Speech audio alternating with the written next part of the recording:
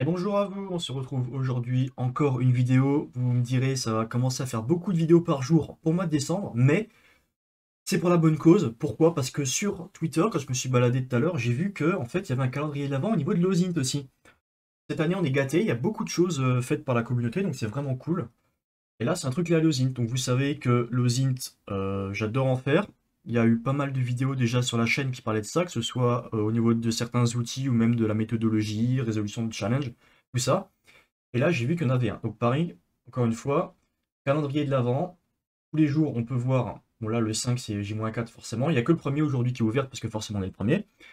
Et si ça vous plaît, eh ben, on pourra partir également là-dessus, sur ce format-là, jusqu'au 25. Enfin, jusqu'au 24. Donc le numéro 1, le premier. Donc le nom du challenge s'appelle Boycott. Il y a déjà eu 454 validations. On a une photo. Et ensuite, on nous dit que cette femme défia un conducteur de bus et devint une figure emblématique de la lutte contre la ségrégation raciale. Et la question à laquelle il faut qu'on réponde, c'est dans quelle ville est-elle née? Donc, pour ceux qui ne savent pas qui est cette femme sur la photo, ce que vous pouvez faire, c'est alors soit une recherche d'image inversée, soit avec les informations qu'on nous donne directement recherchées. Par exemple, si on cherche femme ségrégation raciale bus, alors femme ségrégation raciale bus, hop, on va dans image. Voilà, on arrive sur Rosa Parks, donc on a l'image qu'on avait par défaut. Alors elle avait été coupée sur le site, on n'a pas toute l'image, mais voilà, on a déjà une idée de la réponse, enfin de la réponse. On a déjà une piste sur qui est cette personne, avant de chercher plus d'informations sur elle. Donc on a ça. Sinon, moi ce que j'utilise aussi, c'est une extension sous Firefox qui s'appelle Rev Eye, donc Reverse Eye. Donc si vous regardez dans les extensions, là j'en ai une.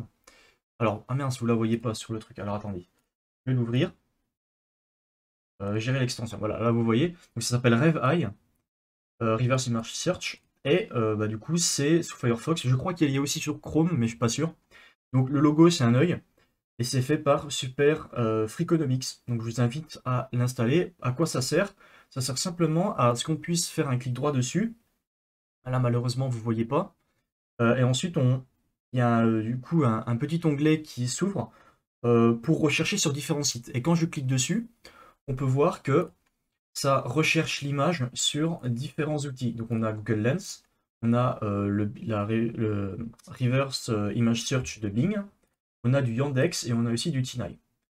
Donc on va prendre simplement Google Lens, c'est plus simple. Donc là on voit directement que ça nous ressort bien que c'est Rosa Parks, on a même l'image complète. On peut regarder où est-ce que l'image provient. Donc là le premier lien qui nous ressort c'est de Wikipédia. On peut même avoir plus d'informations sur celle-là. Donc déjà là en plus grand écran, enfin en plus grande définition, et on a même une petite description. Donc c'est le photographe de Rosa Parks avec Martin Luther King, donc la personne qu'on voit derrière.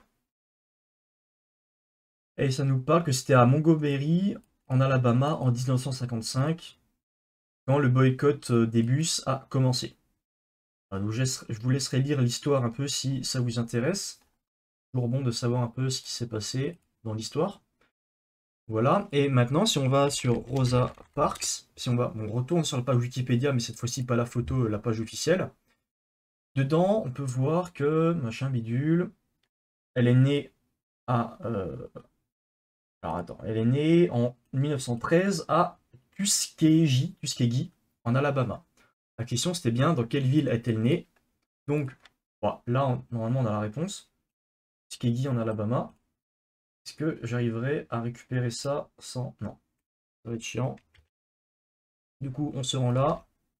On enlève tout ce qu'il y a avant. Hop, tout ce qui est dit. Alors, ils disent, exemple, en minuscule. Donc moi, je vais laisser en minuscule. Répondre, on va voir si c'était la bonne réponse. Félicitations. Code de validation pizza ananas. Alors, pourquoi il y a ça? Je manque peut-être quelque chose. Il y a peut-être une plateforme sur laquelle il faut mettre quelque chose. Il faut valider quelque part. Code de validation. Je sais pas. Pizza ananas. Non, j'avais déjà répondu. Enfin, je sais pas. En tout cas, on a eu notre réponse. Et on se retrouve demain pour le jour 2, le prochain épisode. Allez, bye bye.